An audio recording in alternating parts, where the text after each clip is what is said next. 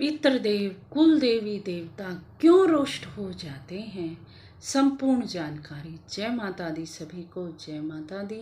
आ गई हूँ आप सब लोगों के सामने नई जानकारी लेकर। अगर आप लोग चैनल पर नए हैं तो ज़रूर से सब्सक्राइब कर लेना जी, क्योंकि इस चैनल पर मैं आपको रोज़ ही नई नई जानकारियाँ देती हूँ जो भक्ति और भक्ताई से रिलेटेड होती हैं, पूजा पाठ से रिलेटेड होती हैं।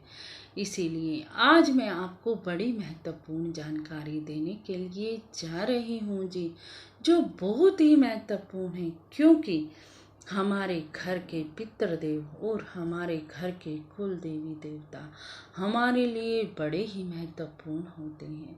अगर वो हमारे से रुष्ट हैं तो घर में कुछ भी सही नहीं होगा। चारों तरफ से ही संकट संकट घेर लेंगे आपको।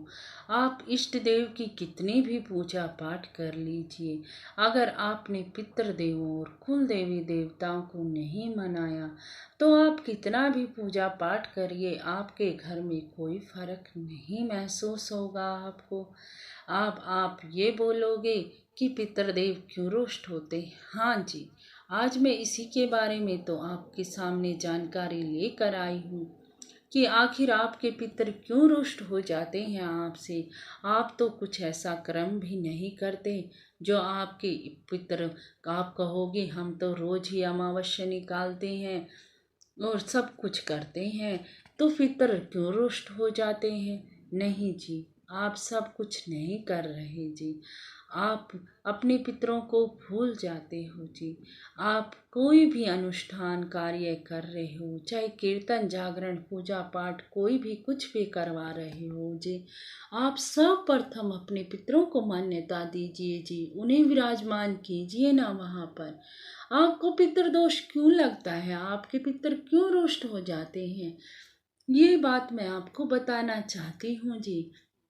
क्योंकि अगर आप पितरों को भूल जाते हो, ना तो आप अमावस्या निकालते हो, ना ही अपने पितरों को कपड़े पहनाते हो, पितृदोष क्यों लगता है जी।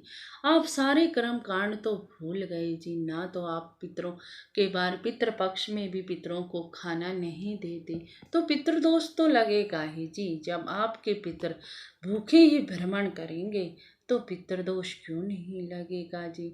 आपको समरमान्य अपने पितर होने चाहिए जी, क्योंकि अगर हम अपने घर के बड़े बुजुर्गों का आदर नहीं करेंगे तो हम फलेंगे फूलेंगे कैसे जी।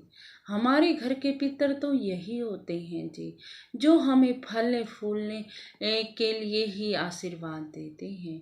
इसीलिए आपके पितर क्यों रुष्ट होते हैं ये मैंने बता दिया। आप उनकी अमावस्या नहीं निकालते जी, आप उनके पितृ पक्ष में सेवा नहीं करते, उन्हें जल अर्पण नहीं करते, तो आपको पितृदोष लग जाता। आप उन्हें बहुत अच्छे कामों में भी याद नहीं करते और बुरे कामों में भी याद नहीं करते, तो आपको पितृदोष लगता चला जाता, वो बढ़ता ही चला जाता है, जो अपने आपके घर को बर्बाद कर देता है।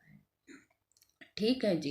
पितृदोष लगने के तो ये कारण है, पितृ रुष्ट इसलिए होते हैं कि उन्हें कोई मान्यता नहीं दी जाती आपके घर में।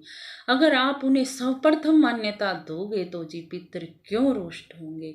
इसीलिए आप सभी से हाथ जोड़कर मेरा यही निवेदन है, आप कुछ भी करें सबसे पहले अपने पितरों को याद करें जी, क्योंकि उनके बगैर तो आप कुछ नहीं कर पाओगे जी। उनके बगैर तो आपका जीवन ही बर्बाद हो जाएगा। आप दूसरे नंबर पे रहते हैं हमारे कुल देवी देवता। आप कुल देवी देवता क्यों रुष्ट हो जाते हैं, देखो जी, आप उनके धाम पे जाना बंद कर देते हो, आप कभी भी उनके धाम पे नहीं जाते, तो वो तो रुष्ट होंगे ही कि वो हमारे कुल ने पूजे हैं जी, इसीलिए हमारे कुल के देवी देवता हैं जी। अगर उन्हें भी नहीं मनाएंगे तो भी परिवार नहीं चल सकता जी, क्योंकि हमारी धन वृद्धि में, हमारी बरकत में वही हमारे साथ है। हमारे घर में पॉजिटिव ऊर्जा का निवास हो जाता है अगर हम अपने कुल देवी देवताओं को मना लेते हैं। वो रुष्ट इसीलिए होते हैं, आप उन्हें कभी भी याद नहीं करते।